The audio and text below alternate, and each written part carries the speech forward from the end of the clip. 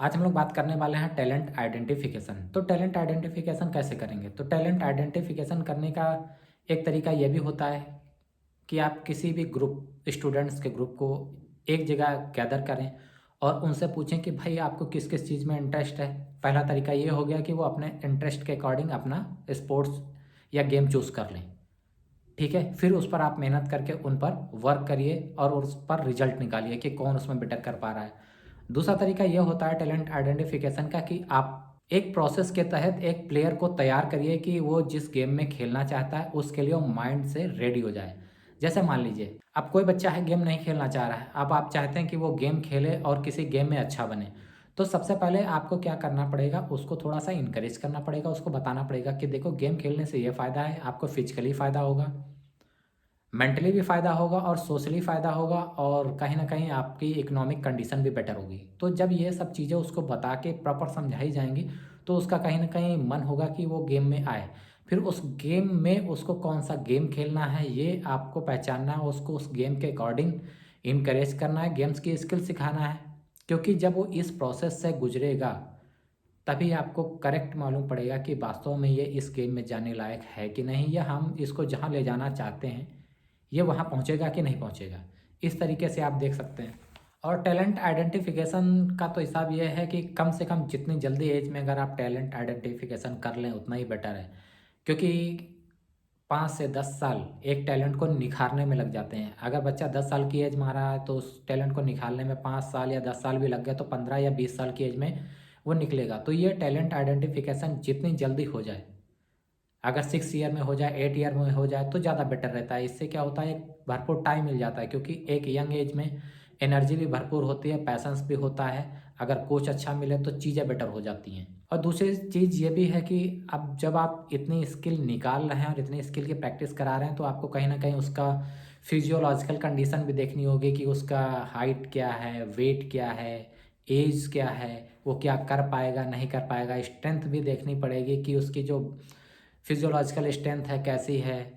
और physiological strength की बात करें तो स्ट्रेंथ एक मसल्स के ग्रुप को भी मान सकते हैं जो एक साथ वर्क करके एक रिजल्ट निकालता है, जिससे आपको पता लगता है कि कितनी स्ट्रेंथ है, कितना पावर। या आप ये भी कह सकते हैं कि एक मसल्स ग्रुप की क्या एबिलिटी है जो स्ट्रेंथ के रूप में हमारे सामने आती है, जो हमारी बॉडी किसी भी काम को करने के लिए परफॉर्म करती है। अब यहाँ पर हम आपको शो करेंगे कि कंपोनेंट ऑफ टैलेंट आइडेंटिफिकेशन, कि किस तरीके से आप टैलेंट को आइडेंटिफाई कर सकते हैं, जो कि बहुत ही बेसिक रहेगा। क्योंकि अक्सर स्कूल्स में पीटीआईज़ हों या फिजिकल ट्रेनिंग इंस्ट्रक्टर हों, इनसे टीम्स बनाने के लिए बोला जाता है। तो टीम्स बनाने के लिए अगर टैलेंट आइडेंटिफिकेशन नहीं आता होगा तो टीम्स बनाने में थोड़ा सा मुश्किल होगा। इसके लिए ज़रूरी है कि टैलेंट को कैसे पहचानें। तो इसके कुछ कंपोनेंट हैं, कुछ तरीके हैं, उनको अगर आप प्रॉपर फॉलो करेंगे तो टैलेंट आइडेंटिफिकेशन में आपको कोई भी प्रॉब्लम या कोई भी दिक्कत नहीं आने वाली है। तो सबसे पहले आपको फिजिकल कैरेक्टरिस्टिक्स देखने पड़ेंगे। जैसे आप टैलेंट आइडेंटिफिकेशन कर रहे हैं तो सबसे पहले आपको गेम के अकॉर्डिंग ये देखना पड़ेगा कि आप जिस गेम के लिए बच्चे को सेलेक्ट कर रहे हैं उसकी हाइट क्या है, उसकी एज क्या है, उसका वेट क्या है और वो कितना वर्क कर पाने में सक्षम है। पहली चीज़ तो सबसे आपको ये देखना पड़ेगा। अब जैसे बास्केटबॉल प्लेयर को आप चूज़ करोगे तो आप ये कोशिश करोगे इसकी हाइट भी हो और ये कम एज से प्रैक्टिस करे और थोड़ी स्पीड भी हो। तो थोड़ा फिजियोलॉजिकल कंडीशन भी आपको देखनी पड़ेगी अगर आप किसी गेम के लिए चूज़ कर रहे हैं। तो सबसे पहले फिजियोलॉजिकल कंडीशन देखें, हाइट, वेट और एज। इसके बाद फिर हम लोग आते हैं फिजियोलॉजिकल कंडीशन में एक चीज़ और देखी जाती है, जैसे स्किल्स, कि उसमें एबिलिटी क्या है।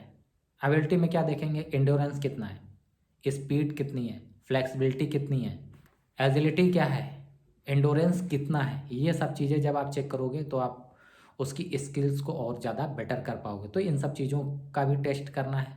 सबसे पहले उनको ये चीज़ें बतानी है, सिखानी है, उसके बाद एक टेस्ट लेना है और उसके बाद फिर आपको जाना है। जब आप फिजियोलॉजिकल करेक्टरिस्टिक्स देख लेंगे उसके बाद आपको जाना है स्किल्स पर। जैसे अगर कोई बास्केटबॉल बनना चाहता है तो क्या वो ड्रिबलिंग कर सकता है, शूटिंग कर सकता है, पासिंग कर सकता है, रिसीविंग कर सकता है। इन सब स्किल्स पर काम करना पड़ेगा। अगर उसको क्रिकेटर बनना है तो क्या वो बॉलिंग करना चाहता है, बॉलर बनना चाहता है, अगर बैट्समैन बनना चाहता है तो उसकी बैटिंग स्किल क्या है, उसका डिफेंस पर क्या वर्क करना है, शॉट्स पर क्या वर्क करना है, इन सब चीज़ों पर वर्क करेंगे। तो स्किल का मतलब स्किल रिलेटेड, और स्किल रिलेटेड का मतलब ये होता है कि आप जो गेम सिखा रहे हो उस गेम से रिलेटेड स्किल उस बच्चे को कितनी पता है। या तो आप जिस गेम के कोच हो उस गेम से रिलेटेड उस बच्चे को स्किल सिखाओ, और अगर स्किल नहीं सिखा पा रहे हो तो आप केवल वही गेम सिखाओ जो जिसमें आप परफेक्ट हो, या जो गेम आप खेल कर आए हो। जिस गेम में आपका नॉलेज नहीं है तो उस गेम को खिलाने की कोशिश या सिखाने की कोशिश मत करो, केवल उसको उसका बेसिक बता दो कि उसको वो गेम आना चाहिए, उसकी समझ होनी चाहिए। अब अगर हम लोग इसमें बात करें कंपोनेंट ऑफ टैलेंट आइडेंटिफिकेशन, तो एक होती है कॉग्निटिव स्किल। कॉग्निटिव स्किल का मतलब ये होता है कि जैसे मान लो आप क्रिकेट गेम खेल रहे हो तो क्रिकेट गेम में आपको कितनी समझ है, आप गेम को कितना समझ रहे हो, गेम अगर फंस गया है तो वहाँ पर आप ऐसा करना चाहोगे कि उस गेम से निकाल लो। क्या आप डिसीजन सही से ले पा रहे हो, सेंस ऑफ अर्जेंसी है कि अचानक से अगर कुछ ऐसा गेम बदल रहा है कि आप उसको सोच कर गेम को निकाल सकते हो, कि गेम की स्ट्रेटजी क्या रहेगी, गेम की प्लानिंग क्या रहेगी, अचानक से गेम अगर बिगड़ता हुआ दिख रहा है आपके पक्ष से, अपोनेंट के पक्ष में जा रहा है तो आप क्या कर सकते हो। तो ये कम्युनिटिव स्किल भी होनी चाहिए, इसमें पैशंस भी होना चाहिए, रिस्क फैक्टर भी होना चाहिए, सेंस ऑफ अर्जेंसी भी होनी चाहिए, एबिलिटी भी होनी चाहिए, ठीक है, और गुड थिंकर भी होना चाहिए, गुड बिहेवियर भी होना चाहिए कि आप अपने टीममेट से फाइट ना करने लगो अगर आपकी टीम हार रही है तो उनके साथ आपको कूल रहना है और चीज़ों को बताना है, स्ट्रेटजी करना है, प्लान करना है, चीज़ों को बताना समझाना है कि हम ऐसा करना चाह रहे हैं, और लास्ट तक गेम को समझना और लेके चलना। अब अगर हम लोग लास्ट बात करते हैं कंपोनेंट ऑफ टैलेंट आइडेंटिफिकेशन की, तो होता है साइको बिहेवियर, या आप इसको ऐसे कह सकते हैं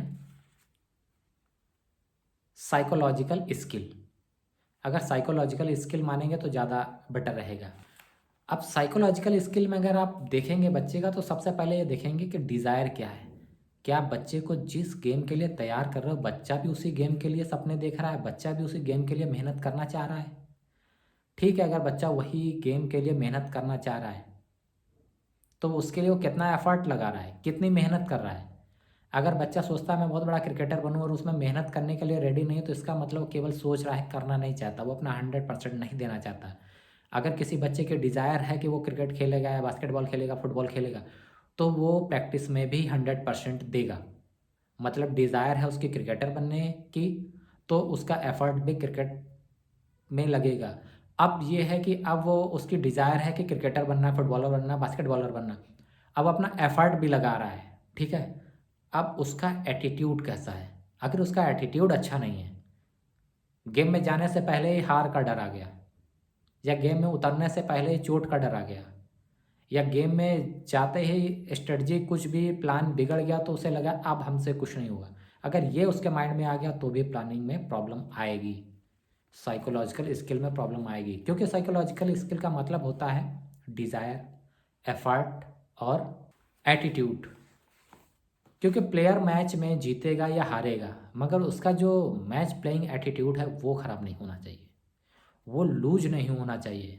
कभी भी आपने देखा होगा अक्सर विराट कोहली को, अभी तो 2-3 साल से वो क्रिकेट में इतना बेस्ट नहीं कर पा रहे हैं जैसा उन्होंने अपना एक एक्सपेक्टेशन सेट कर रखा है लोगों के बीच कि विराट कोहली है तो रन बनाएगा, नहीं कर पा रहे हैं। मगर कभी भी आपने उनका मैच खेलने के दौरान एटीट्यूड देखा होगा, उसमें कोई कमी नहीं आती। उसका रीज़न ये है कि उन्हें ये पता है कि विराट कोहली क्या है और विराट को ये पता है कि मैं क्या हूँ, और वो चाहे 0 पर आउट हो या 100 पर आउट हो, उनके एटीट्यूड में कोई फ़र्क नहीं आता है। उनके बिहेवियर से ऐसा नहीं लगता कि उन्होंने रन नहीं बनाए हैं, उन्होंने 100 रन मारे हैं। ये होता है प्लेयर का एटीट्यूड। तो हमेशा साइकोलॉजिकल स्किल में आपको क्या देखना है, डिज़ायर, खेलने की इच्छा है कि नहीं, कितना क्या है, एफर्ट, कितनी कोशिश की जा रही है बच्चे की तरफ से, कितनी कोशिश आप करना चाह रहे हैं उसके लिए, एटीट्यूड, बच्चे का एटीट्यूड क्या है और आप उसको कैसे रेडिएट कर रहे हैं। अगर आप इन सब बेसिक चीज़ों पर ध्यान करेंगे तो मेरे हिसाब से कंपोनेंट ऑफ टैलेंट आइडेंटिफिकेशन काफ़ी है, और इन चीज़ों पर वर्क करें। तो मिलता है नेक्स्ट वीडियो में। ट्रेनिंग साइकिल के बारे में हम लोग बात करेंगे कि ट्रेनिंग साइकिल जो होती है, मीज़ो, माइक्रो और मैक्रो, इसका प्रोसेस क्या होता है और कैसे कैसे ट्रेनिंग की जाती है, किस एथलीट के लिए कौन सी ट्रेनिंग इंपॉर्टेंट होती है, तो ये हम लोग नेक्स्ट वीडियो में बात करेंगे। धन्यवाद, जय हिंद।